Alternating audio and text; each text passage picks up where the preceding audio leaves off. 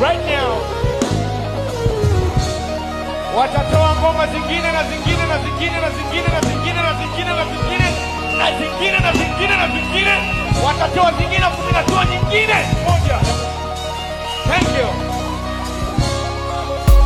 Alikiba amemeki headline na sasa amekuwa ni gumzo katika mitandao yote ya kijamii, so TikTok, so Instagram, so WhatsApp, na hiyo ni baada ya kuwa ameamua kujibu mashambulizi, yani kile ambacho amekizungumza yeye ni kama kinakwenda kumjibu Diamond Platnumz, kwa sababu hii iko waziwazi kabisa.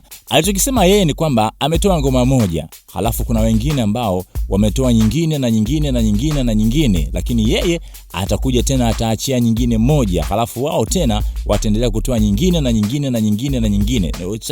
Hapa mimi nimenukuu kile ambacho amekisema mwenyewe, so kasema nyingine ni nyingi, hiki amekisema mwenyewe. Sasa alikuwa katika show katika jiji la Mwanza, ambapo baada ya kutumbuiza mbele ya mashabiki wengi, sasa mwishoni wakati anamaliza akatoa kauli hiyo ambayo imekuwa ni miongoni mwa kauli ambazo zimesambaa sana katika mitandao ya kijamii, zikionyesha video hicho kipande ambacho yeye anazungumza hilo. Tunafahamu kwamba Diamond Platnumz ndani ya wiki mbili ameachia ngoma mbili, moja ikiwa ni Happy, lakini nyingine ikiwa ni Joy ambayo amemshirikisha Juksi, lakini pia katikati hapo Zuchu pia naye aliachia ngoma, na baadhi ya watu wakasema kwamba Diamond alimshindwa Alikiba. Kwa hivyo sasa alichokifanya, aliamua pia kumtumia Zuchu kujaribu kuishusha ngoma ya Bien ambayo ameshirikishwa Alikiba ya finali.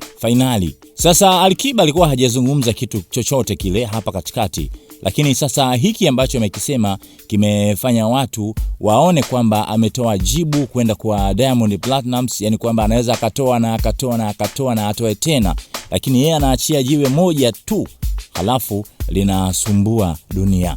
Sasa wewe una mtazamo gani katika hiki?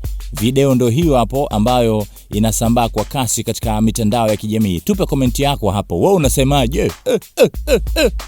Bana, ukiwa unashangilia linda nyeti.